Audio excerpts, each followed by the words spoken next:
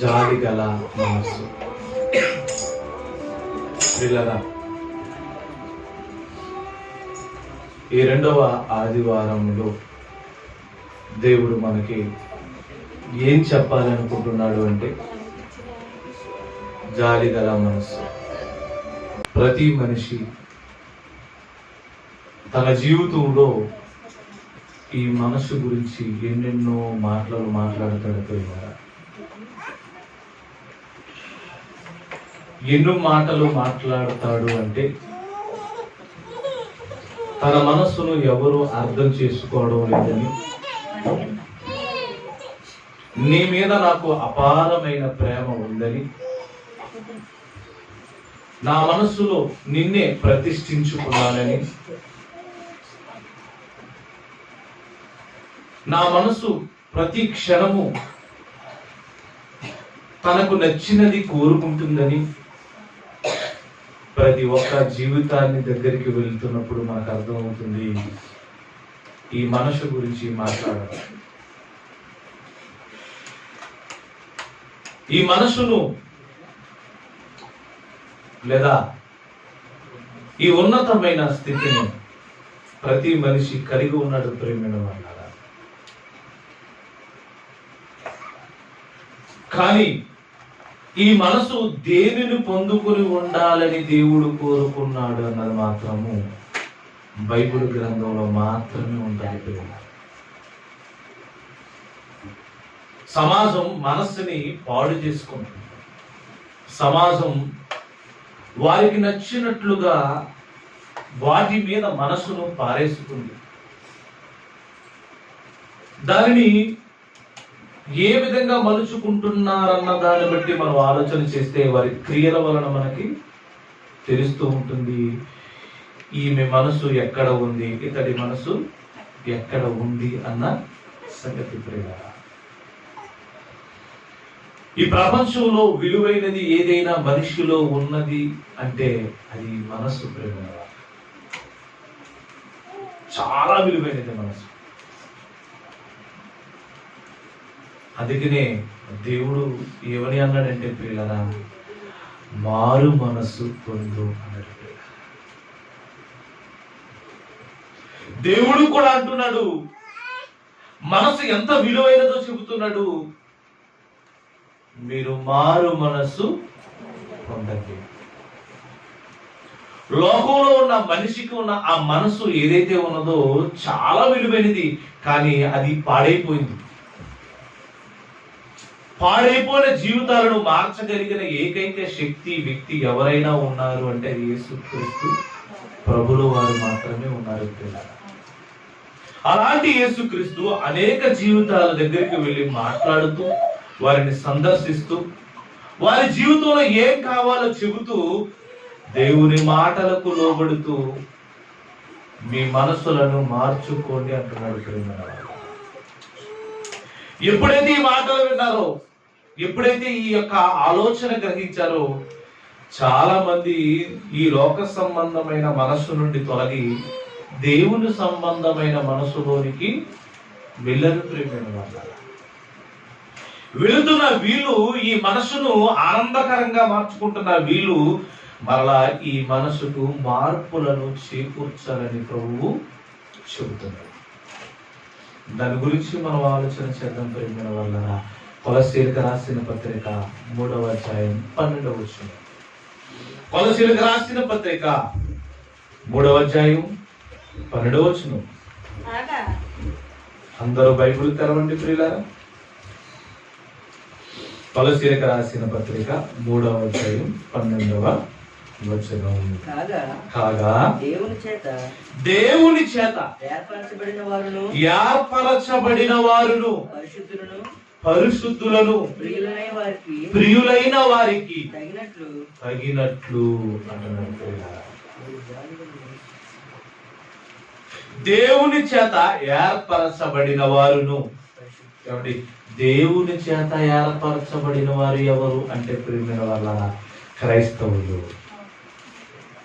క్రీస్తునందున్న వాళ్ళు, మారు మనసు పొంది నూతన మనస్సును పొందుకొనిన వారు, పవిత్రులు, వారి గురించి రెండవ మాట మాట్లాడుతూ పరిశుద్ధులను అన్నాడు. చూడండి ప్రియులారా, క్రైస్తవ జీవితం అనగానే పరిశుద్ధమైన జీవితం, నీతి గల జీవితం, విలువైన జీవితం. చాలా మంది క్రైస్తవ్యంలోనికి వచ్చిన తర్వాత ఈ జీవిత విలువ తెలియని వాళ్ళు కూడా పోకళ్ళుగా ఉన్నారు. పరిశుద్ధులుగా పిలువబడుతూ అపరిశుద్ధులుగా ఉన్నవారు కూడా ఉన్నారు. ఎందుకు వారు ఉండిపోయారు అంటే ప్రియమైన వాళ్ళారా, వాళ్ళు పరిశుద్ధులుగా పిలువబడిన తర్వాత దేవుడు ఏం చెప్పాడో వాటి వైపుకు మన ప్రయాణము కొనసాగింపబడాలి. స్కూల్లో టీచర్ 1 సంవత్సర కాలం పాఠాలు చెబుతూ ఉంటాడు. ఒక పాఠం తర్వాత మరొక పాఠాన్ని బోధిస్తున్నప్పుడు అది నేర్చుకునేవాడు దాన్ని వెంబడిస్తాడు. అలా వెంబడించినప్పుడు ఈ సంవత్సర కాలం ముగిసిన తర్వాత 2వ తరగతిలోనికి లేదా 2వ స్థానములోనికి ఎదగడం అనేది మనకు కనబడుతూ ఉంటుంది. ఇది లోకంలో నేర్పించే పాఠశాలలను కళాశాలలో జరిగేది ఏంటంటే దేవుని సన్నిధిలో జరిగే దానిలో ఎదుగుదల ఉండాలా లేదా? ఉండాలి. అందుకని అంటున్నాడు, మీరు ఎవరి చేత ఏర్పరచబడ్డారంటే దేవుని చేత ఏర్పరచబడిన వారు. మరి దేవుని చేత ఏర్పరచబడిన వారు ఎక్కడ ఉంటారు? దేవుని సన్నిధిలో ఉండాలి. మరి దేవుని సన్నిధిలో ఉండవలసిన వారు ఇప్పుడు ఎక్కడున్నారు అంటే ప్రియమైన వాళ్ళరా, దేవుని చేత ఏర్పరచబడిన వాడు సన్నిధికి వస్తాడు, దేవునిలో ఉంటాడు, దేవునికి దగ్గరగా ఉంటాడు. ప్రియమైన వాళ్ళరా, మరి దేవునికి దూరంగా ఉంటున్నావంటే నువ్వే చెప్పాలి నువ్వెక్కడున్నావు అన్నది. నువ్వే చెప్పాలి. మీరు దేవుని చేత ఏర్పరచబడిన వారు పరిశుద్ధులను. ఇంకేమంటున్నాడు? ప్రియులైన వారికి తగినట్లు. క్రైస్తవ బిడ్డలుగా పిలువబడుతున్న వారు ఎవరైతే ఉంటారో వాళ్ళు ప్రియులైన బిడ్డలుగా పిలువబడుతున్నారట. వారికి తగినట్లుగా ప్రియులరా, నేటి క్రైస్తవ జీవితంలో మనము దేవుని యొద్దకు వెళ్ళాలి అని మనం అనుకుంటే లోకంలో ఉన్న ఎవరి జీవితాలను మనం చూడడం కాదు, కానీ బైబిల్లో దేవుడే నిశ్చయించిన పవిత్రులైన జీవితాలు చాలా ఉన్నాయి. ప్రియమైన వాళ్ళారా, వాళ్ళ జీవితాల దగ్గరికి వెళ్తూ ఉండాలి, వాళ్ళతో పరిచయం చేసుకోవాలి. ఆ పరిచయాలలో అతని జీవిత విధానం గురించి మనం నేర్చుకోవాలి. అతడు ఎలా దేవుడి దగ్గరికి అయ్యాడో మనం తెలుసుకోవాలి. అలానే మనం కూడా దేవునికి దగ్గరగా వెళ్ళడానికి ఇష్టపడాలి. ప్రియమైన వాళ్ళ ఆయన చెబుతున్న మాటను చూస్తే తగినట్లుగా అంటున్నాడు. ప్రియమైన వాళ్ళ, ఈరోజు క్రైస్తవ సంఘాలలో ఏది ఉండాలి అంటే ఇదిగో ప్రియులైన వారికి తగినట్లుగా, దేవుడు ఏర్పరిచిన వారికి తగినట్లుగా, పరిశుద్ధులకు తగినట్లుగా అంటున్నాడు. ప్రియమైన వాళ్ళ, మరి వారికి తగినట్లుగా మనం మారాలి అంటే దేవుడు ప్రేమించిన బిడ్డలకు తగినట్లుగా మనం మారాలంటే వారు ఎలా అయితే మారి దేవుణ్ణి గణపరిచారో మనము కూడా అలాగే మారవలసిన వారమై ఉన్నాము. చూడండి, కింద రాసుకున్నాడు, మీరు జాలి గల మనస్సును దయాలత్వమును వినయమును సాత్వికమును దీర్ఘశాంతమును ధరించుకోండి. మీరు దేవుని బిడ్డలుగా ఉండాలి అంటే మీకు కావలసినది జాలి గల మనస్సు. మనసు అంటేనే ఆనందంగా ఉంటుందండి ఆ పేరు వింటే. కానీ దేవుడు అంటున్నాడు, నాయన మీరు మనస్సు కలిగి కాదయా, జాలి గలగా మనస్సు కలిగి ఉండాలి. దాన్ని ధరించుకోండి. మరి క్రైస్తవ జీవితంలోనికి అడుగు పెట్టిన తర్వాత మన జీవితంలో కూడా ఎన్నెన్నో ధరించుకోవడానికి ఇష్టపడుతూ ఉంటాం. ప్రేమైన వాళ్ళారా, మీ అందరికీ తెలుసు, ఈ మానవ జీవితంలో వేటిని ధరించుకుంటూ మన జీవితాన్ని గడుపుతున్నాం అన్న సంగతి మీకు తెలుసు. కానీ దేవుడు ఏమంటున్నాడంటే ప్రేమైన వాళ్ళారా, నాయన మీరు జాలి కలిగిన మనస్సును మీరు ధరించుకోవాలి. ఏమండి, ఈ 2వ ఆదివారంలో దేవుడు మనతో ఏం మాట్లాడుతున్నాడంటే జాలి గల మనస్సు నీకుందా అంటున్నాడు. జాలి కలిగిన మనస్సు నీకుందా? నువ్వు దేవుని కుమారుడు అయితే, పరిశుద్ధుడు అయితే, ప్రియులైన పిల్లలుగా పిలవబడిన వాడవైతే నీకు జాలి కలిగిన మనస్సు ఉందా అంటున్నారు. జాలి. అప్పుడప్పుడు చాలా మందిని మనం ప్రయాణాల్లో వెళుతున్నప్పుడు చాలా మందిని చూసి జాలిస్తూ ఉంటుంది ప్రియమైన వాళ్ళ. అంటే గుడ్డి వారిని చూసినప్పుడు మనకేం కలుగుతుంది చెప్పండి పిల్లల? తన జీవితం ఏమవుతుందో అనుకుంటాం. కన్నులున్న నేనే తడబడుతున్నాను అప్పుడప్పుడు. కన్నులున్న నేనే సరిగా నడపలేకపోతున్నాను. కన్నులున్న నేనే సరిగా డ్రైవ్ చేయలేకపోతున్నాను. కన్నులున్న నేనే సంసారాన్ని ఈదలేకపోతున్నాను. కన్నులున్న నేనే బ్రతకడమే బరువు అవుతుంది. అసలు కన్నులు లేని వాడి పరిస్థితి జాలి. వాళ్ళను చూడగానే మనకు అనిపిస్తూ ఉంటుంది, ఇది ఒక సహాయం చేద్దాం కదని మనం చెవులో ఉన్న ఒక 20, 30, 50 రూపాయలు వారికి ఇస్తూ మన జీవితాన్ని ముందు కొనసాగించుకుంటాం. ఏంటయ్యా నీకు కలిగిందంటే, ఇదిగో నాకైతే కన్నులు ఉన్నాయి, అతనికి చూపు లేదు. జాలి పడుతూ ఉంటాం ప్రేమైన వాళ్ళారా. ఆ జాలి పడిన తర్వాత మన మనసుకు కూడా ఆనందం కలుగుతూ ఉంటుంది. ఎందుకు కలుగుతుంది అంటే ప్రియులారా, మనకి జాలి కలిగిన మనస్సు ఉంది. అప్పుడప్పుడు కాళ్ళు లేని వాళ్ళు చూస్తున్నప్పుడు మనకు అనిపిస్తూ ఉంటుంది, 2 కాళ్ళు ఉన్న నేనే ఎన్నో కష్టాలు పడుతున్నాను, ఒక కాలుతో తను ఎలా జీవిస్తాడు అనిపిస్తూ ఉంటుంది. ఏమంటే కొంతమంది కాళ్ళు లేక చేతిలో కర్ర వేసుకుని నడుస్తూ ఉంటారు ప్రియమైన వాళ్ళరా.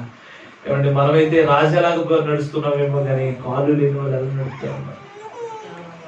వాళ్ళు చూస్తున్నప్పుడు చాలా మంది మనకి కూడా అనిపిస్తూ ఉంటుంది, ఒక మంచి మనసు పొందుకుంటాం ప్రేమైన వాళ్ళరా. అతనికి కూడా ఏదో ఒకటి సహాయం చేయాలని కొంతమంది ఆలోచిస్తూ ఉంటారు, ప్రయత్నాలు చేస్తూ ఉంటారు. వాళ్ళకి ఏదో ఒక రకంగా ఆదరణ కలిగించాలనుకుంటారు. జాలి కలిగిన మనస్సు, జాలి కలిగిన మనస్సు. అప్పుడప్పుడు తల్లిదండ్రులు లేక పిల్లలు రోడ్డు మీద ఏడుస్తూ ఉంటారు. వాళ్ళు ఊరుకోబెట్టే వాళ్ళు ఎవరు ఉంటారు, జ్వరం వచ్చినా చూసే వాళ్ళు ఉంటారు, ఆకలంటే అన్నం పెట్టే వాళ్ళు ఉంటారు. అలాంటి పిల్లలను చాలా మంది చేరదీసి వాళ్ళు ఒక హాస్టల్ పెట్టి లేకపోతే ఏదైనా ఒక చిన్న సంస్థ ప్రారంభించి వాటిని పోషించడానికి ఇష్టపడుతూ ఉంటారు. పిల్లల జాలి కలిగిన మనస్సు.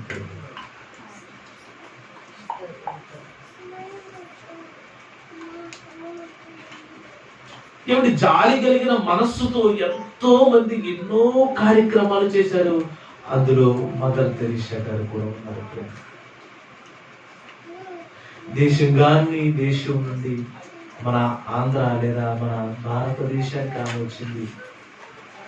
ఎంతో మంది కుష్ఠరోగులకు ఆమె సేవలను అందించింది. అంటే వాళ్ళు వాంతులు చేసుకుంటే చేతులతో పట్టింది, మరలా సింక్ దగ్గరికి వెళ్ళి శుభ్రం చేసుకుంటేది, మరలా వాంతి చేసుకుంటే వాళ్ళ దగ్గరికి వచ్చి ఎవరు చేయలేని, ఎవరు ఇష్టపడని చాలా చాలా మంచి కార్యక్రమాలు ఆమె ఈ దేశంలో జరిగించింది. ఎందుకమ్మా ఇలా జరిగించావని ఆమెను అడుగుతున్నప్పుడు, నాకు జాలి కలిగిన మనస్సు యేసు క్రీస్తు వల్ల వచ్చింది అని చెప్పింది. ఆమెకి ఇంత జాలి కలిగిన మనస్సు ఎలా వచ్చిందమ్మా అంటే ఆమె చెబుతుంది, నా యేసు క్రీస్తు వల్ల నాకు వచ్చింది. మీకు విషయం తెలుసా? మదర్ తెరీసా ఆమె ఈ ప్రపంచానికి తల్లి అన్నారు. ఆమె ఈ ప్రపంచానికి తల్లి ఎలా మారిందంటే ఆమెను నడిపించిన దేవుడు అంత గొప్పవాడు. ప్రపంచానికి తల్లి ఆమె. అవును ప్రేమైన వాళ్ళ, ఆమె ప్రపంచానికి తల్లి. ఎందుకంటే ఆమెకు ఉన్నది జాలి కలిగిన మనస్సు. జాలి. ఆమె పరిచర్యను చూస్తున్నప్పుడు చాలా మంది వ్యతిరేక భావంలో మాట్లాడే వాళ్ళు ఉన్నారేమో కానీ ఆమెలా చేసి నువ్వు ఈ రోజైనా అంతమందికి సేవ పరిచర్య చేసావా? ఆలోచించండి.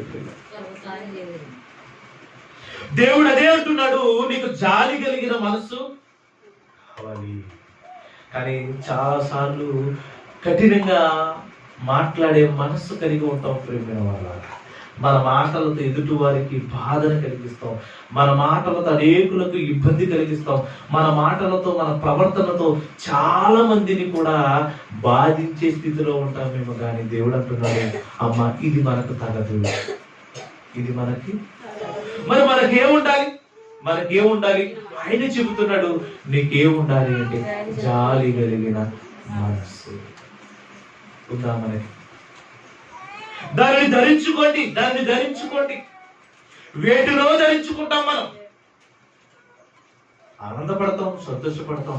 కానీ దేవుడు సంతోషపడాలంటే నీకు జాలి కలిగిన మనస్సు కావాలి. మీరు మారు మనస్సు పొందండి, ముందు మీరు మారు మనస్సు పొందండి. ఆ తర్వాత మీరు జాలి కలిగిన మనస్సును ధరించుకోండి. అసలు జాలి కలిగిన మనస్సు ఎవరు చూపించారు అని మనం ఆలోచన చేస్తే బైబిల్ గ్రంథంలో చాలా మంచి మాటలు మనకి కనబడతా ఉంటాయి ప్రియమైన వాళ్ళ. యాకోబు రాసిన పత్రిక 5వ అధ్యాయం 11వ వచనం. సహించిన వారిని, యాకోబు రాసిన పత్రిక 5వ అధ్యాయం 11వ వచనాన్ని మనం చూస్తున్నట్లయితే ప్రియులారా, సహించిన వారిని ధన్యులు అనుకొనుచున్నాము కదా. మీరు తన జీవితంలో ఎన్నో శ్రమలు వస్తున్నప్పుడు, ఎన్నో బాధలు కలుగుతున్నప్పుడు, ఎన్నో ఇబ్బందులు కలుగుతున్నప్పుడు, ఆ ఇబ్బందులకు, ఆ శ్రమలకు, ఆ బాధలన్నింటినీ సహిస్తూ తన జీవితాన్ని దేవుని కొరకు అర్పిస్తున్న వారిని బట్టి వారు ధన్యులు అని మనం అనుకొనుచున్నాం కదా. సహించిన వారిని ధన్యులని అనుకొనుచున్నాము కదా. మీరు యోబు యొక్క సహనమును గూర్చి వింటిరి. ఆయన ఎంతో జాలి గలవాడని. ఆయన జాలి కలిగిన వాడు. ఎవరు జాలి కలిగిన వాడు అంటే యోబు జాలి కలిగిన వాడు అంటున్నాడు ప్రియమైన వాళ్ళ. యోబు జీవితం దగ్గరికి వెళుతున్నప్పుడు చాలా మంది చాలా రకాలుగా ఈ జీవిత గొప్పతనాన్ని వివరించారు ప్రియమైన వాళ్ళారా. కానీ దేవుడు అంటున్నాడు, ఆయనలో విభిన్న కోణాన్ని చూస్తున్నాడు. యోబు ఎలాంటి వాడు తెలుసా? జాలి కలిగిన వాడు అంటున్నాడు. అదే మాట మన దగ్గరికి వచ్చినప్పుడు ఈ వ్యక్తి జాలి కలిగిన వాడు అని దేవుడు అనగలడా? దేవుడు అంటున్నాడు, జాలి కలిగిన మనస్సును ధరించుకోండి అంటున్నాడు. ఇదిగో జాలి కలిగిన మనస్సును ధరించుకుని ఒక భక్తుడి జీవితాన్ని మనకు పరిచయం చేస్తున్నాడు. చూడండి ప్రియులారా, యోబు గురించి మీకు తెలుసు కదా. తూర్పు దేశాలలో అతని వెంట ఉన్నతమైన వాడు ఎవరు? ఆయన ఎంత కలిగిన వాడు, ఆయన ఎంత గొప్పవాడు అంటే ప్రియమైన వాళ్ళరా, అతడు జాలి కలిగిన వాడు అంటున్నాడు. చూడండి ప్రియులారా, జాలి. క్రైస్తవ జీవితంలో ప్రతి క్రైస్తవుడు కొట్టవలసింది ఏంటో తెలుసా? బిడ్డల పట్ల జాలి ఉండాలి, భర్త పట్ల జాలి ఉండాలి, భార్య పట్ల జాలి ఉండాలి, సమాజం పట్ల జాలి ఉండాలి. ఎవరైనా సహాయము అని అనగానే ఏదో ఒక రకమైన సహాయము, నీ మాట ద్వారా సహాయం కావచ్చు, నీ చేతల ద్వారా సహాయం కావచ్చు, నీ బ్రతుకు ద్వారా ఏ రకముగానైనా నీ జాలి గల మనస్సు చేత అనేకులకు సహాయకుడుగా మారిపోవాలి. మీరు యోబు గురించి తెలుసు కదా, అతని జీవితం మనకు తెలుసు కదా. అతను ఎంతో గొప్పవాడు. బైబిల్ గ్రంథంలో రాశారు చూడండి. యోబు రాసిన గ్రంథం 1వ వచనంలో ఆయన మాట్లాడుతూ,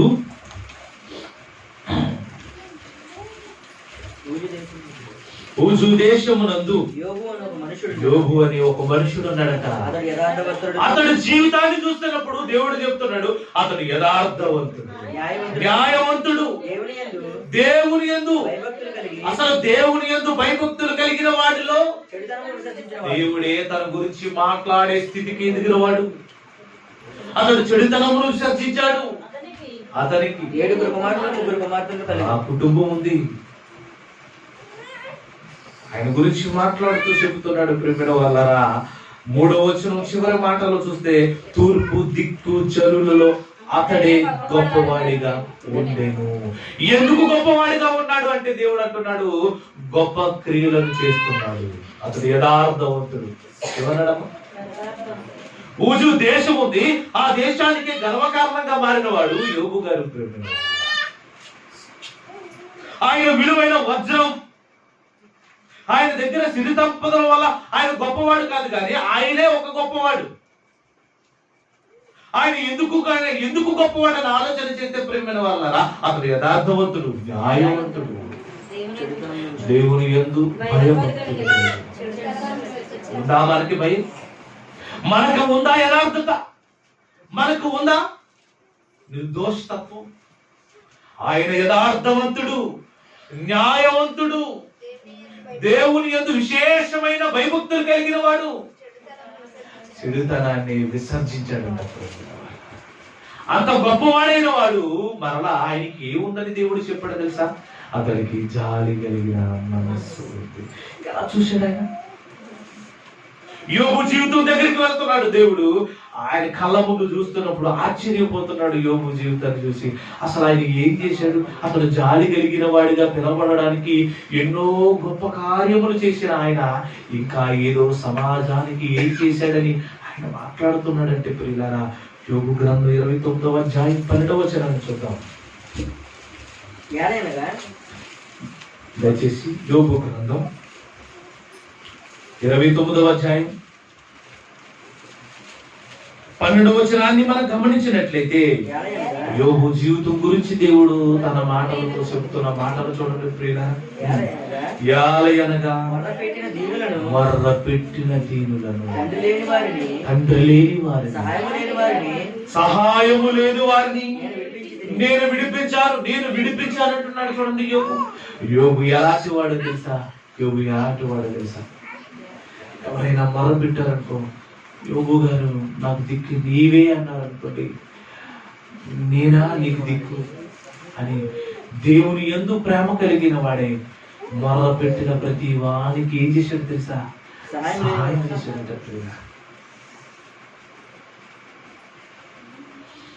మొర పెట్టిన ప్రతి వానికి సహాయం చేశాడా? మనము కూడా సహాయము చేయవలసిన వారమై ఇంకేమంటున్నాడు? తండ్రి లేని వారిని. తండ్రి లేకపోతే కుటుంబం ఏమవుతుందో తెలుసా? ఈరోజు మనుషులు చేసిన అపరాధాల వలన తమ కాలానికి ముందే చాలా మంది చనిపోతున్నారు. ఆ తర్వాత భార్య బిడ్డలు దిక్కులేని వాళ్ళు అవుతున్నారు. భార్య దిక్కులేనిది ఏంటంటే, రోడ్డు మీద పోయే ప్రతి వాడికి కూడా తనని చులకనగా, హాస్యాస్పదంగా, హేళనకరంగా సరసోత్తులను పలుకుతూ తన జీవితం మీద డాగులు వేస్తారు. ఇది భార్య పట్ల జరుగుతుంటే, తండ్రి లేని బిడ్డలను చూడండి ప్రేమిన వల్ల వీళ్ళకి దిక్కు మొక్కు లేదని కొంతమంది ఆదరించడానికి ఇష్టపడుతుంటే, కొంతమంది హేళన చేస్తారు ప్రేమిన వల్ల. ఇక్కడి నుంచి వెళ్ళిపో అంటారు ప్రేమిన వల్ల. వాడికి ఏ చిన్న వస్త్రం కూడా ఇవ్వడానికి ఇష్టపడరు ప్రేమిన వల్ల. తన జీవితాన్ని భారంగా మార్చుకుంటూ ఉంటారు ప్రేమ. అలాంటి వాళ్ళు తన కళ్ళ ముందు కనబడుతున్నప్పుడు, తనని మొరపెట్టి అడుగుతున్నప్పుడు ఎవరికి కూడా నేను సహాయము చేయను అని అనడం లేదు ప్రేమిన వాళ్ళరా. వచ్చిన ప్రతి వారిని ఆదరిస్తున్నాడట, వచ్చిన ప్రతి వారిని దగ్గరికి చేర్చుకుంటున్నాడట, వారికి సహాయం చేస్తున్నాడట ప్రేమిన వాళ్ళరా. తండ్రి లేని వారికి, సహాయము లేని వారిని నేను విడిపించింది. జాలి కలిగిన మనస్సు, జాలి కలిగిన మనస్సు యోబుకుంది ప్రేమిన వాళ్ళరా. ఆ మనస్సును బట్టి యాకోబుతో పత్రిక రాస్తున్నప్పుడు దేవుడు మాట్లాడుతున్నాడు, ఏదో యోబుకున్న జాలి కలిగిన మనస్సు మీకుందా? తండ్రి లేని వారిని, సహాయము లేని వారిని, నేల లేని వారికి, గూడు లేని వారికి, వస్త్రాలు లేని వారికి ఏ రకంగా సహాయము పొందగలడో ఆ రకమైన సహాయము చేయకుండా వెనక తీయడం లేదట యోబు గారి ప్రేమిన వాళ్ళరా.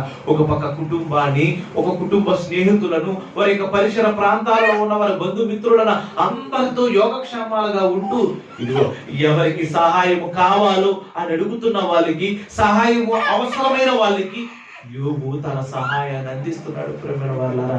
మీరు ఆలోచించండి, యోబుకి జాలి కలిగిన మనసు ఉందా లేదా? ఇంకా మరోవాడు చూడండి, నశించుటకు సిద్ధమై ఉన్న వారి దీవెన నా మీద ఎందుకంటే నశించిపోతున్న వారిని కూడా ఆయన కాపాడేటప్పుడు ఇక నాకు చావే మార్గం అన్న వాళ్ళకి కూడా నాయన నువ్వు చనిపోకూడదు, నీకేంటి అవసరం, నేనున్నాను కదా, నీకేం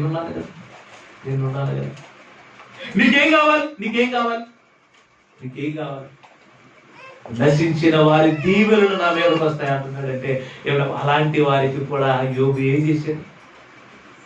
చేశాడమ్మా, తన జాలి గల మనసుతో ఆదరించాడు. ఇక ఎవరెవరిని ఆదరించడం విధవరాండ్ల హృదయమును సంతోషపెట్టి తిని, భర్త లేడని, తనకు సహాయంగా ఎవరు లేరని, ఇదిగో నా జీవితం ఏమైపోతుందని చాలా మంది విధవరాండ్లు ముసలితనంలోనికి ప్రవేశించిన తర్వాత ఇదిగో నేనున్నాను, నీ కొడుకునవుతాను, నేను నీకు కొడుకునవుతాను, ఇదిగో నీకేం కావాలో చెప్పు మా తల్లి, నీకేం కావాలో చెప్పు. విధవరాండ్లను పరామర్శిస్తున్నాడు చూడండి, విధవరాండ్లను పరామర్శిస్తున్నాడు, వారి అక్కర తీరుస్తున్నాడు, వారి ఆకలి తీరుస్తున్నాడు. మన సంఘంలో ఎవరైనా విధవరాండ్లు ఉన్నారనుకోండి, వారికి సహాయం చేయాలని మనం అనుకున్నాం అనుకోండి, ఎవరు ప్రమేయం అవసరం లేదు. ప్రమేయం వల్ల దేవుడు పైన చూస్తున్నాడు, కింద నువ్వు ఆయనను బట్టి ఏ కార్యమునైనను చెయ్యి. మనం చేయాలి, మన సంఘంలో ఉన్న విధవరాండ్లను ఆదరించాలి, అలాగే సంఘానికి బయట ఉన్న వారిని కూడా మనము ఆదరించాలి. ప్రేమైన వాళ్ళారా, యోబు అనగానే ఎంతమంది ఖ్యాతి పొందాడు తెలుసా, ఎంతమంది చేత ఖ్యాతి పొందాడు తెలుసా. ఈ ఊజు దేశంలో ఎవరయ్యా సహాయం చేయగలడంటే యోబు అనే ఒక నీతిపరుడు ఉన్నాడు. ఎంత గొప్ప విషయం అండి ప్రియమైన వాళ్ళారా, ఆయన జాలి కలిగిన మనస్సు. ఏమంటే ఉంటే ఇచ్చేవాళ్ళు జాలి కలిగిన వాళ్ళని మనం అనుకుంటే ప్రియులారా, అంటే చాలా మంది ఏం చేస్తారో తెలుసా ప్రియులారా, తన దగ్గర ఏమీ లేకపోయినా ఇదిగో నేను తింటే ఆకలి తీరుతుంది కదా అనుకుని దాచుకున్న డబ్బులు కూడా ఎదుటివాడి ఆకలి తీర్చడానికి పెడుతూ ఉంటారు ప్రేమిన వాళ్ళ. దాన్ని జాలి కలిగిన మనస్సు. ఈరోజైనా మనం చేసామా? మనము తినకుండా ఆకలి అని నీ దగ్గరకు వస్తున్నప్పుడు వాడి కళ్ళల్లో వాడి యొక్క వేదన చూసి నీ కన్నులలో నీళ్లు తిరిగాయా? నీకు జాలి కలిగిన చూపు కలిగిందా? రోజు దినచర్యలో ఎంతో మంది మనకి తారసపడతారు ప్రేమిన వాళ్ళారా. ఒకసారి యేసుని జ్ఞాపకం చేసుకొని మనము కూడా వారిని జ్ఞాపకం చేసుకోవాలి ప్రేమిన వాళ్ళ. ఒకరోజు యేసుక్రీస్తు మనల్ని జ్ఞాపకం చేసుకున్నాడు, ఇప్పుడు మనం కూడా ఎవరిని జ్ఞాపకం చేసుకోవాలి? జాలి కలిగిన ప్రేమ.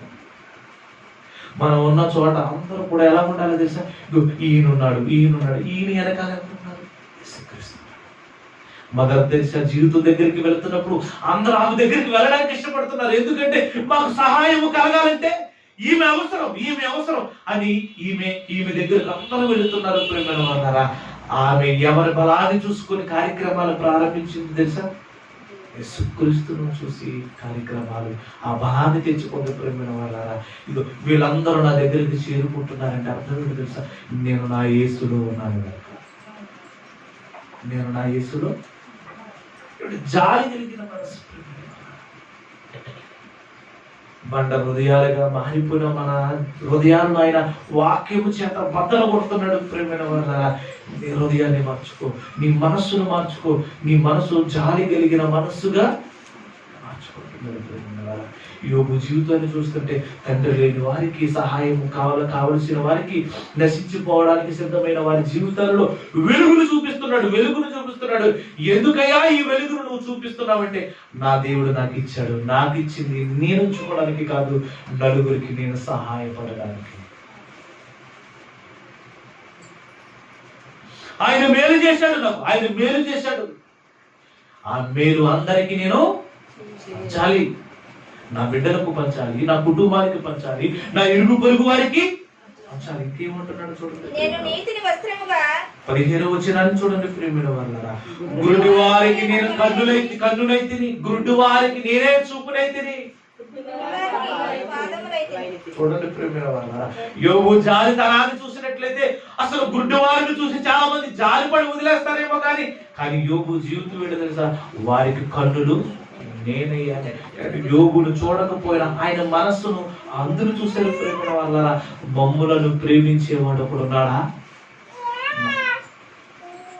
మా అన్నతూలో ఉన్నప్పుడు మమ్ములను ప్రేమించే వాళ్ళు ఉన్నారా? ఉన్నారు ప్రేమైన వాళ్ళారా, ఉన్నారు. ఆయన ఎవరు కాదు, యోబు ప్రేమైన. ఆయన ఎంతో ఉన్నతమైన వాడు చూడండి ప్రేమైన వాళ్ళారా. దేవుడికి ఎందుకు ఇష్టమైపోయింది అనుకుంటున్నారు యోబు అంటే? అతని జీవితాన్ని చూస్తున్నప్పుడు దగ్గరగా వెళ్ళి చూస్తున్నారు. చాలా మంది మొదటి మాటలు విని మనం మర్చిపోతామేమో కానీ తన జీవితంలో ఏం జరిగించాడు అన్నది మాత్రం ఇక్కడ రాయబడ్డాయి ప్రేమైన వాళ్ళారా.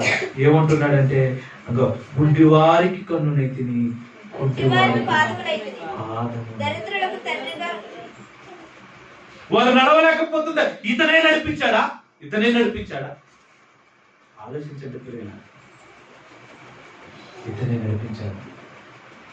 యోబు జీవితాన్ని చూస్తున్నప్పుడు యేసు ప్రభు కనపడుతూ ఉంటాడు ప్రేమైన వాళ్ళారా. యేసు జీవితం స్పష్టంగా కనపడుతూ ఉంటుంది. ఆయన గుడ్డి వారికి అతడే కన్ను అయితే గుడ్డి వారికి కన్నునిచ్చింది ఎవరు చెప్పండి? కుంటి వారికి నేనే కాలును అవుతానని యోబు అంటుంటే కుంటి వారి కాలును బాగుపరిచింది ఎవరు? నేను ఎలాంటి వాడని తెలుసా? నీకు కన్ను అయిన వాడిని కాదు ప్రేమైన వాళ్ళారా, నీకు కన్నులను కలిగించేవాడిని. నీకు కాలుగా ఉండేటి వాడిని మాత్రమే కాదు, నీకు కాళ్ళను కలిగించిన వాడిని, గుడ్డి వారికి కాళ్ళు ఇచ్చిన వాడిని, గుడ్డి వాళ్ళని కన్నులించి చూపు పొందేటట్టుగా చూపించిన వాడిని. యోబు జీవితంలో యేసుక్రీస్తు కనపడతాడు స్పష్టంగా. పేద విధవరాలను, ఒక విధవరాల జీవితం దగ్గరికి వెళుతున్నప్పుడు ఆమె జీవితం అగమ్య గోచరం అయిపోయింది. మీ అందరికీ తెలుసు, తన కుమారుడు చనిపోయాడు. ఆవిడ మీద మోసుకొని వెళ్ళిపోతున్నారు.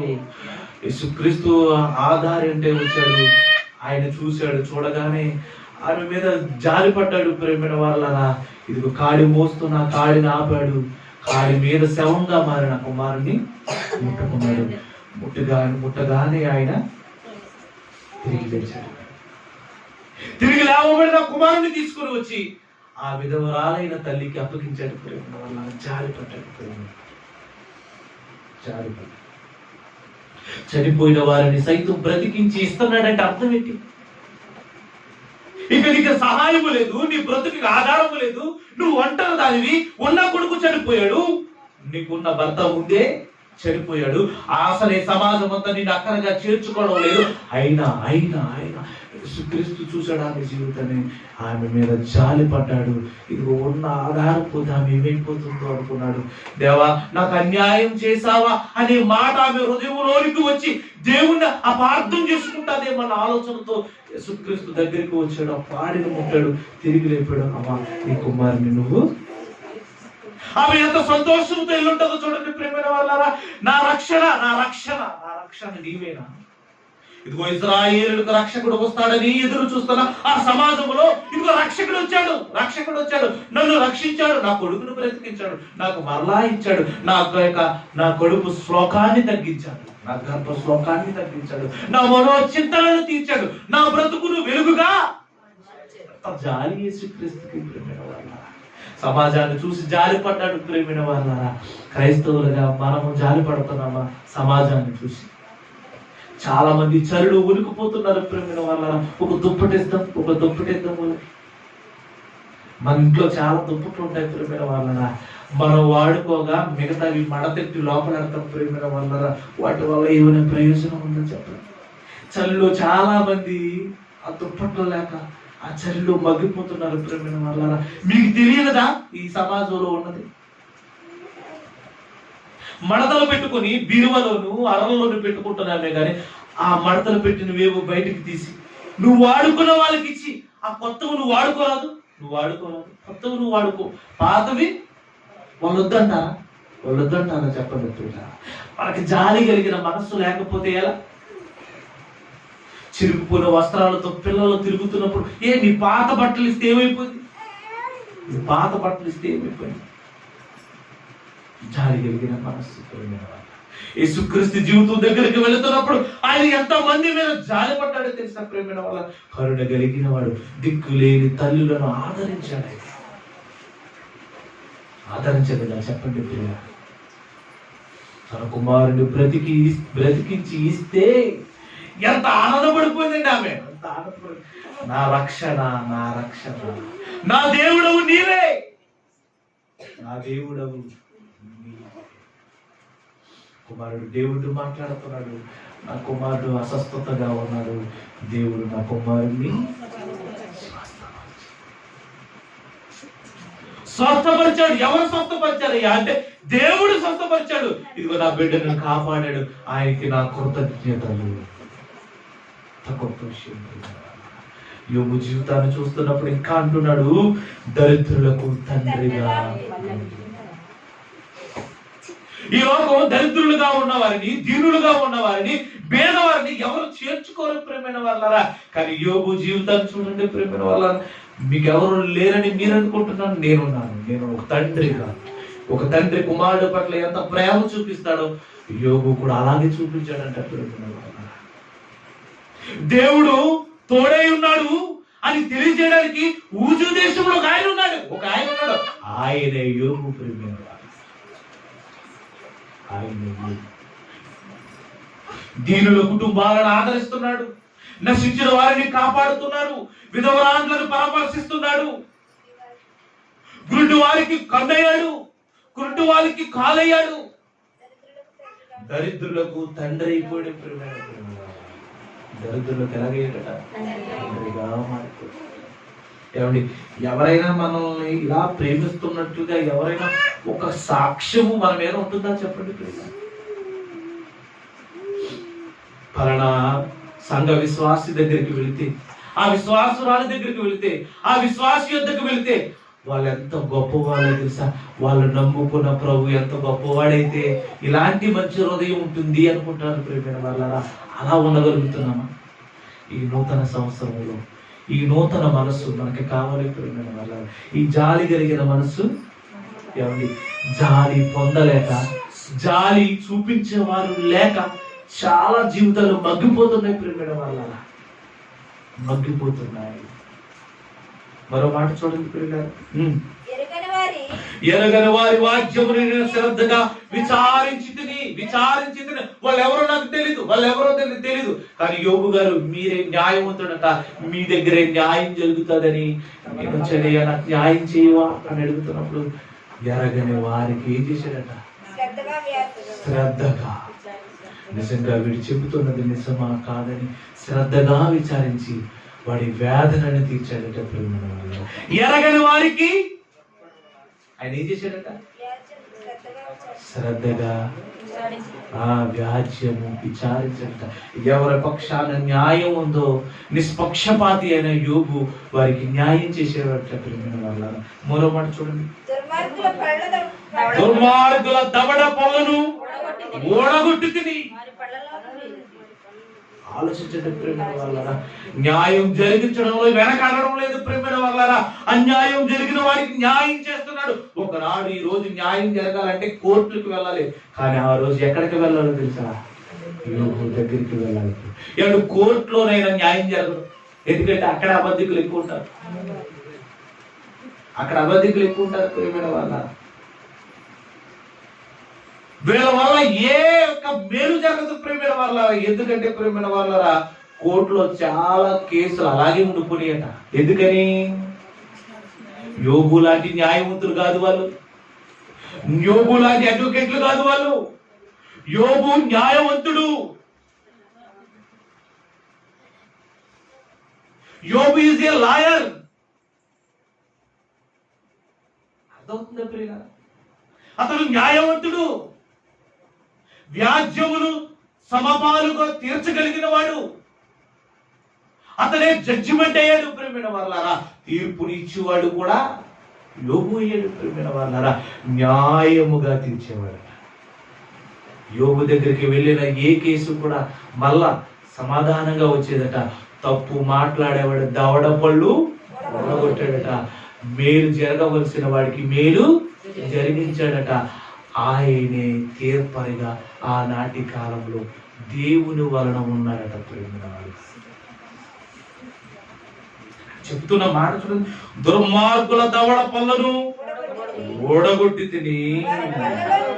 చూడండి ప్రేమ, ఎరగని వారికి వాద్యము నేను శ్రద్ధగా విచారించి తిని.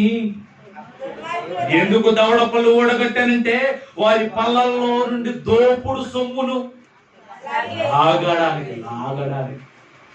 చాలా మంది దోపుడు సొమ్ము ఎలా తింటారట?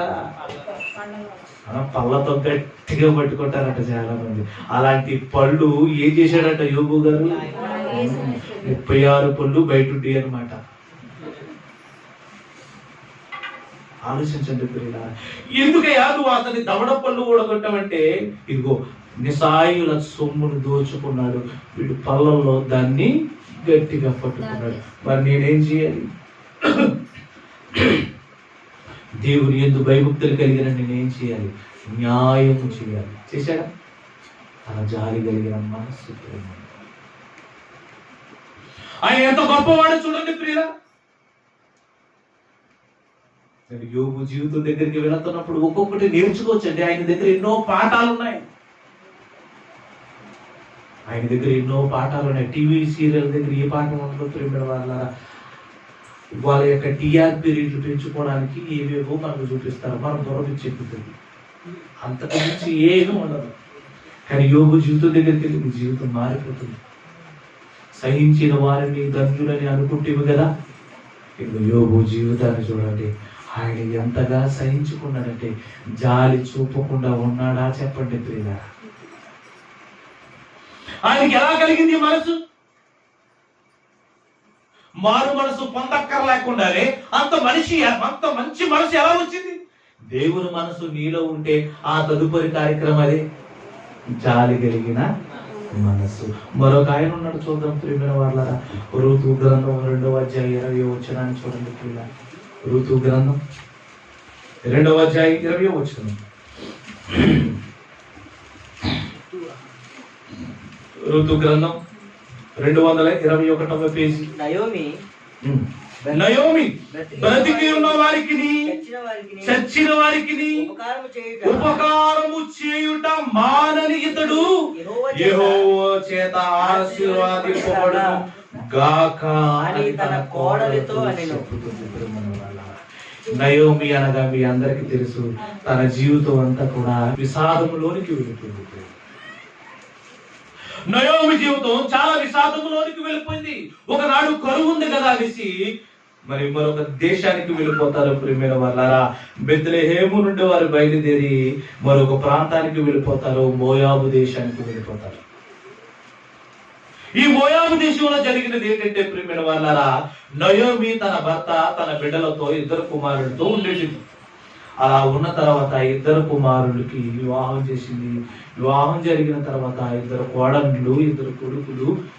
ఆమె భర్త ఆమె జీవితాన్ని కొనసాగిస్తున్న రోజులు, సమాధానంగా వెళుతున్న రోజులలో చాలా విషాదాలు చోటు చేసుకున్నాయి. ఏంటి అని ఆలోచన చేస్తే నయోమి భర్త చనిపోయాడు.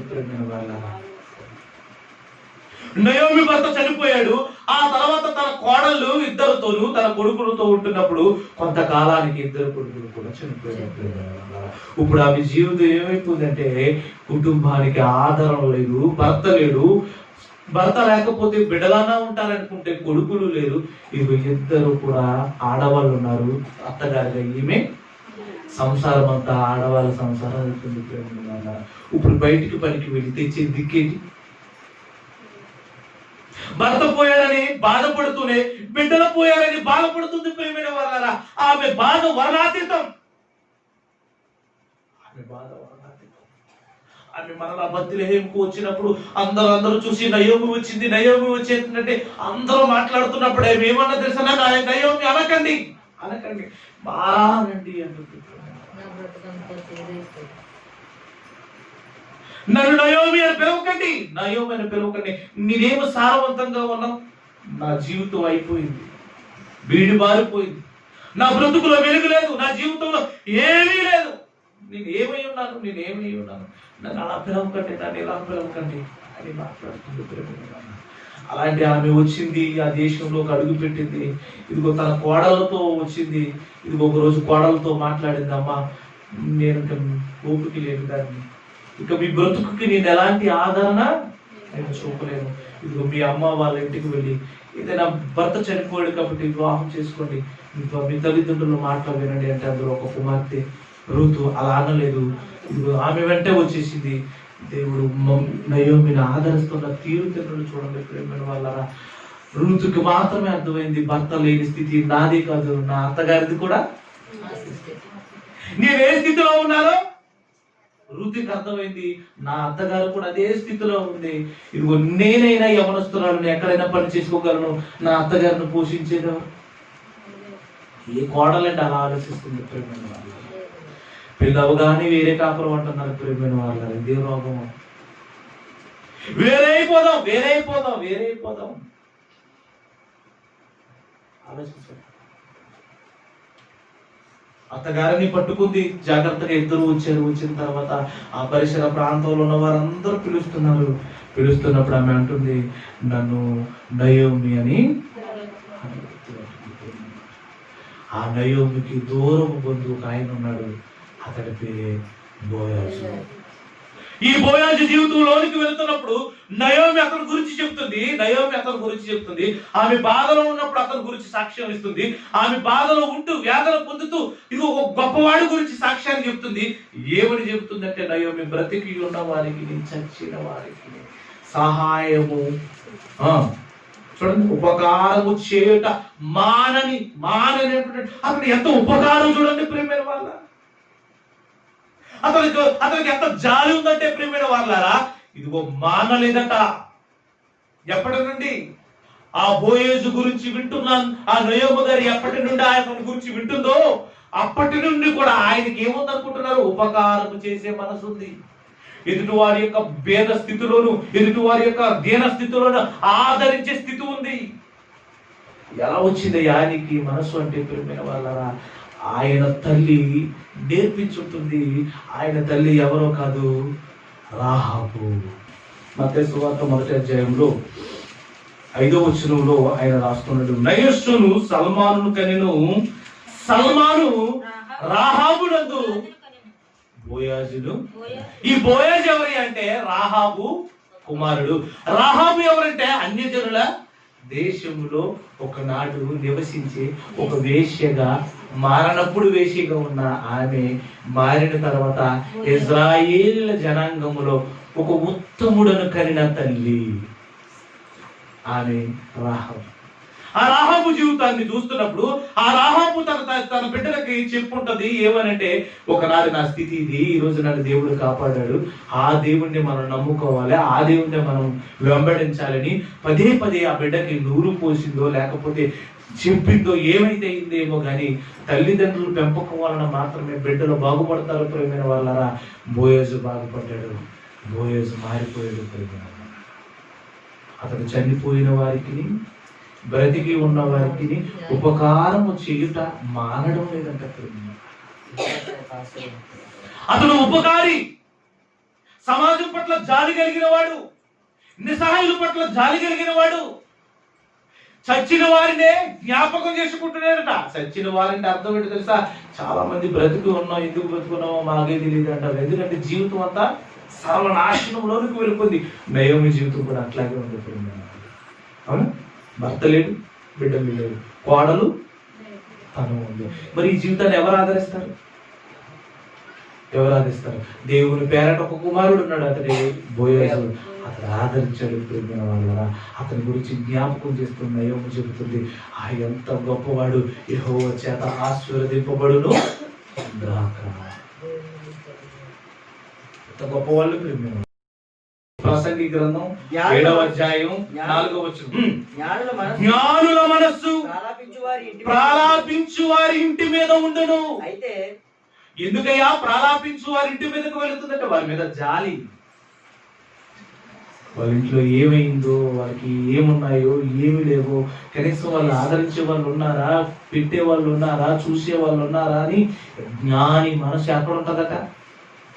జ్ఞాని మనసు ఎక్కడ ఉంటుందట? ప్రలాపించే వారి ఇంటి మీద ఉంటుంది. కానీ మరో మనిషి గురించి చెప్తున్నాడు, అయితే బుద్ధిహీనుల తలంపులు సంతోషించు వారి మధ్య ఉంటుందట ప్రియులారా. ఒకవేళ మనం బుద్ధిహీనులు అయితే సంతోషాన్ని కోరుకుంటాం, నిజంగా మన జ్ఞానులు అయితే ప్రలాపించే వారి కుటుంబాలను ఆదరిస్తాం. ప్రియమైన వాళ్ళ ఎంత జాలి కలిగిన మనసు చెప్పండి ప్రియులారా. యేసుక్రీస్తు జీవితాన్ని మనం చూడాలి ప్రియులారా. ఎంతో మంది మీద కనికరపడ్డాడు, ఎంతో మంది మీద జాలి చూపించాడు. ఈ ప్రపంచం పాపములో ఇమిడిపోయిందని, ఈ పాపము నుండి ఏ మనిషి కూడా విడిపించలేడని, తానే విడిపించగలడని తెలిసిన ఆయన తాను చనిపోతున్నప్పుడు, శిలువ మీదకు వెళుతున్నప్పుడు కొరడా దెబ్బలు కొట్టిన వారిని, అక్కడ ఆయనని హింసించిన వారిని చూసి పరలోకంలో ఉన్న దేవునికి ఏమని చెప్తున్నాడో తెలుసా ప్రియులారా? మీరు ఏమి చేస్తున్నారు, మీరేదో కనుక వీరిని క్షమించండి. ఇంతకన్నా జాలి ఎవరు చూపిస్తారు ప్రేమైన వాళ్ళ? మేలు చేసిన వాడికి మేలు చేస్తున్న ఈ రోజులలో తన మీద కీడును ప్రయోగించిన, కీడు పూర్వకంగా అనేకమైన గాయములు చేసిన వారిని చూసి యేసుక్రీస్తు అంటున్న మాట, వీరిని క్షమించండి, వీరిని క్షమించండి. నేను క్షమించాను తండ్రి, నీవును నేను క్షమించాను. నన్ను కొట్టిన వారిని క్షమించాను, నన్ను తిట్టిన వారిని క్షమించాను, నన్ను మీద అనరాని మాటలు వాడిన వారిని క్షమించాను తండ్రి. నేనును కాదు నాయనా, నీవును క్షమించు. ఈ పాపము వారి మీద మోపకు. ఈరోజు నూతన సంవత్సరంలో ఈ 2వ వారంలో దేవుడు మనతో మాట్లాడుతున్నాడు. నాయన, నీవు జాలి కలిగిన మనసును ధరించు. నీ కొత్త ఇవ్వని దేవుడు అడగడం లేదు. నీ పాత నీ పాత బట్టలు, నీ పాత దుప్పట్లు. ఆలోచించండి ప్రేమైన వాళ్ళారా. చలితో చాలా మంది మగ్గిపోతున్నారు, అన్నం లేక మగ్గిపోతున్నారు. నీకు మిగిలింది పెట్టు, నీకు మిగిలింది పెట్టు. నువ్వేదో తిన్నది పెట్టమనడం లేదు దేవుడు. నీకు మిగిలింది పెట్టినా వాడు ఆకలి తీరుతాడు. అవునా? ఇంకా మంచి మనసు ఉంటే నువ్వు తినకుండా వాడికి పెట్టు, నువ్వు తినకుండా వాడికి పెట్టు. కాడి మాను బ్రేకులు విప్పుటై, ఇదే కదా నాకు నిజమైన ఉపవాసము అన్నాడు. నువ్వు నిజంగా ఉపవాసము చేస్తే ఆ రోజు భోజనం ఆకలిగా ఉన్నవాడికి పెట్టు. అది నిజమైన ఉపవాసం. ఈరోజు దేవుడు నీకు ఆహారం పెట్టమన్నాడయ్యా యేసు ప్రభు అని చెప్పు. నా ప్రభువు నన్ను జ్ఞాపకం చేసుకున్నాడా? యేసుక్రీస్తుని అప్పటి వరకు తిట్టుకునేవాడే ఉంటాడు, అప్పటి వరకు యేసుక్రీస్తు దేవుడు కాదనేవాడు ఉంటాడు. కానీ నువ్వు వెళ్ళి ఆ ఆహారం పట్టుకొని వెళ్ళి, ఇదిగో యేసు ప్రభు నీకు ఇమ్మన్నాడని చెప్పు. యేసు ప్రభు నాకు ఆహారం పెట్టాడా? నేను ఆయన తిట్టుకున్నాను కదా, ఆయనను అనేకమైన మాటలు అనుకున్నాను కదా. ఆయన అంటాడు, శత్రువులను కూడా ఆయన ప్రేమిస్తాడు. ప్రేమిన వాళ్ళ ఆయన నానిన వారిని కూడా ప్రేమిస్తాడు. వాడికి అర్థమవుతూ ఉంటుంది. ఏమర్థమవుతుంది తెలుసా? నేను తిట్టిన యేసు ప్రభు నాకు అన్నం పెట్టేది. చూడండి ప్రియ, నేను యేసుక్రీస్తుని తిట్టాను కదా, ఆయన యేసుక్రీస్తు నాకు ఆహారం పెట్టాడేంటి? బైబిల్ గ్రంథంలో ఒక మంచి విషయం ఉంటుంది, చాలా చూడండి ప్రియమైన వాళ్ళారా. యోహాను సువార్త 8వ అధ్యాయం చూడండి, ముగించుకుందాం. యోహాను సువార్త 8వ అధ్యాయం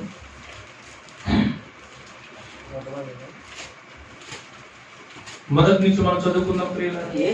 యేసు ఒలీవల కొండకు వెళ్ళాడు. తెల్లవారగానే యేసు తిరిగి దేవాలయంలోనికి రాగా ప్రజలందరూ ఆయన యొద్దకు వచ్చి గనుక అక్కడ కూర్చుండి వారికి బోధించుచుండెను.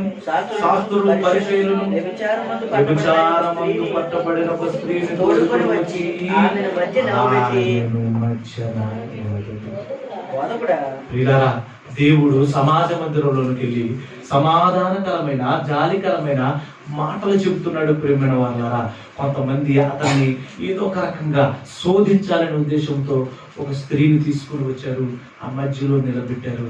నిలబెట్టి యేసుక్రీస్తు ఏం చెబుతాడని చూస్తున్నారు. వాళ్ళు ఏమని అడుగుతున్నారు చూడండి. బోధకుడా, ఈ స్త్రీ తప్పుడు పని చేయించుండగా పట్టబడెను, అటు వారిని రాళ్ళకు చెప్పబడని ధర్మశాస్త్రంలో మోసి మీకు ఆజ్ఞాపించాడు కదా, అయినను నీవేమి చెప్పుచున్నావని ఆయన ఎందుకు అడుగుతున్నారంటే నేరం మోపాలని అడుగుతున్నారు. కానీ ప్రియమైన వాళ్ళ అక్కడ జరుగుతున్నది చూస్తున్నప్పుడు ప్రియులారా, ఆ స్త్రీని తీసుకొచ్చారు, యేసుక్రీస్తుని నిందిస్తున్నారు.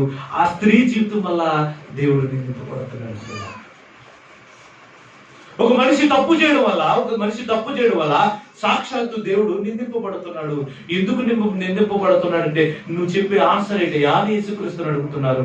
అప్పుడు యేసుక్రీస్తు ఏమన్నారో తెలుసా ప్రియమైన వాళ్ళారా? చూడండి, ఆయన మీద నేరము మోపవలనని ఆయన శోధిస్తున్నారు. అయితే యేసు వంగి నేల మీద వ్రేలతో ఏమో రాయిచుండెను. వారు ఆయనను పట్టు వదలకు అడుగుచుండగా ఆయన తల ఎత్తి చూసి, మీలో పాపము లేని వాడు మొదట రాయి వేయండి. ఒక మనిషి తప్పుడు పని చేసిందని ఆయన దగ్గరికే తీసుకువచ్చి ఇదిగో నేరం మోపి ఈ నేరం చేసిందని చెబుతున్నప్పుడు యేసుక్రీస్తు ఏమంటున్నాడు తెలుసా ప్రేమ వాళ్ళారా? మీలో నేరం లేనివాడు రాయేయండి, మీలో నేరం లేనివాడు రాయేయండి. ఏ నేరం చేసిందని రాళ్లతో కొట్టబడడానికి సిద్ధపడిందో మీ అందరికి తెలుసు. ఆజ్ఞాతిక్రమము పాపం చేసింది ప్రేమైన వాళ్ళరా. పాపం చేసిన ప్రభు కాపాడుతున్నాడు ఏంటండి? ఆమె పాపం చేసింది అయినా ఎందుకు కాపాడుతున్నాడు? ఆమె మీద జాలిపడి ప్రేమైన వాళ్ళరా అందరూ రాళ్లతో కుట్టి చంపడానికి వచ్చాడు. ఈయన రాయి తీస్తాడా చెప్పండి. అందరూ రాళ్ళు సిద్ధం చేసుకున్నారు. ఎప్పుడు అంటారా, ఎప్పుడు కొడతావా అని చూస్తున్నారు ప్రేమైన వాళ్ళరా. కానీ దేవుడు కదా ప్రేమైన వాళ్ళరా, ఆయన బిడ్డను రాళ్లతో కుట్టి చంపుతూనే ఆయన ఎక్కడ చూడగలడు? ఏ ఇశ్రాయేలును రక్షించడానికి, ఏ లోకానికి రక్షించడానికి ఆయన ఈ లోకానికి వచ్చాడో వారిని నశించిపోతున్నప్పుడు లేదా రాళ్లతో కొట్టబడి చంపబడుతున్నప్పుడు ఎలా సహించగలడు? ఆమె పాపం చేసింది కాదనడం లేదు ప్రేమైన వాళ్ళరా. పాపం చేసినంత మాత్రాన ప్రభు నిర్ణయం లేకుండా మనం ఎందుకు నిర్ణయాలు తీసుకోవాలి? ఆయన ఏం చేశాడో తెలుసా ప్రేమ? ఇదిగో అందరూ రాళ్ళు తీశాడు, ఆయన రాళ్ళు తీయలేదు ప్రేమైన వాళ్ళరా. ఆయన అంటున్నాడు, కిరాతకంగా మారిన మనసులను చూసి అంటున్నాడు, మీలో పాపం లేనివాడు మొదట రాయండి. అలా ఎప్పుడైతే అడిగారో వెంటనే ఒకరి వెంట ఒకడు అందరూ రాళ్ళు విడిచి వెళ్ళిపోయారు ప్రేమ. ఏమైంది అంటే ఇది ఆమె కనిపించే పాపం చేసింది, మీరు కనిపించకుండా పాపం చేశారు. అందరూ పాపులను పిలవచ్చింది కదా యేసుక్రీస్తు. నేను నీతిమంతులను పిలవరాలేదు, పాపులని నేను పిలవచ్చింది, పాపులని నేను రక్షించడానికి వచ్చానని యేసుక్రీస్తు ఆమె దగ్గరకు వచ్చి అంటున్న మాట చూడండి ప్రేమైన వాళ్ళరా. 11వ వచనాన్ని చూడండి, 10 నుంచి చదవండి. యేసు తల ఎత్తి చూసి, అమ్మా వారెక్కడున్నారు? నీ మీద నేరం మోపిన వాళ్ళు, నిన్ను రాళ్లతో కొట్టి చంపాలనుకున్న వాళ్ళు, నిన్ను ఏదో ప్రమాదకరమైన పరిస్థితి చేసావని ఇదిగో ఈ మధ్యన ఈ దేవాలయములో దేవుడున్న స్థానములో లేదా సమాజం మధ్య నీతి సమాధానములు ప్రకటింపబడుతున్న చోటుకి తీసుకొచ్చి నీ మీద నేరం మోపిన వాళ్ళు, నిన్ను శిక్షించాలని సిద్ధపడిన వాళ్ళు ఎక్కడున్నారమ్మా అని అడిగినప్పుడు, ఎవరు నిన్ను శిక్షింపలేదా అని అడిగినప్పుడు, ఆమె లేదు ప్రభువా, నన్ను ఎవరు శిక్షించలేదయ్యా, నేను పాపం చేశాను అయినా శిక్షించలేదయ్యా అంటే అయినా శిక్షించలేదు. అందుకు యేసు నేను శిక్షించనమ్మా, నేను శిక్షించడానికి నేను రాలేదు, నిన్ను చంపడానికి నేను రాలేదు, నిన్ను రక్షించడానికి వచ్చాను. నువ్వు పాపం చేసినా నిన్ను రక్షిస్తాను. నేను ఎందుకు రక్షిస్తానో తెలుసా? లోక పాపములను మోసుకును దేవుని, నువ్వు చేసిన పాపానికి నువ్వు చనిపోకూడదు. నేను చనిపోతాను. నీ పాప భారము నా మీద మోపు, ఇదిగో నువ్వు చేసిన పాపానికి నేను చనిపోతాను. నువ్వు కాదమ్మా చనిపోవలసింది, నేను చనిపోతానని ఆయన శిలువ మీదకి వెళ్ళిపోలేదని చెప్పండి. ఆమె భరించవలసిన మరణాన్ని ఈయన భరించాడు ప్రేమైన వాళ్ళారా. మనం చేసిన పాపాలకు ఆయన భరించాడు. ఆయన ఏమన్నాడు తెలుసా? ఆయన మన పాపాల గురించి ఆయన ఏమన్నాడు తెలుసా? మన పాపాలను ఆయన మోస్తూ మనతో ఏమంటున్నాడు తెలుసా? కింద చెప్తున్నాడు చూడండి ప్రేమైన వాళ్ళారా, నీవు వెళ్ళి ఇక నువ్వు పాపం చేయకు. నువ్వు పాపం చేసి దూరం వచ్చావు, మరణ నువ్వు పాపం చేయి. నీ పాపాలకు నేను చనిపోతాను. ఇదిగో నీ పాపాలకు నేనే గద్దించాను వాళ్ళని. నువ్వు పాపం చేసిన వాళ్ళని నేను గద్దించాను. వారు కనిపించని పాపాలు చేశారు, నువ్వు కనిపించే కానీ కనిపించిన పాపాలన్నిటికీ కూడా ఇదిగో నేనే పక్షాలను కాపాడుతున్నాను. చూడండి ప్రేమ వల్ల లాస్ట్ గా ఈ వచనాన్ని చదువుకొని మనం ముగించుకుందాం. పేతురు రాసిన పత్రిక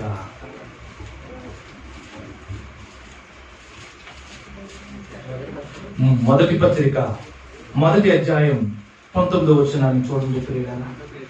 అమూల్యమైన రక్తము చేత అనగా నిర్దోషమును నిష్కలంకముకు గొర్రె పిల్ల వంటి క్రీస్తు రక్తము చేత విమోచింపబోతున్నాను. నా రక్తము చేత మిమ్మలను విమోచిస్తాను.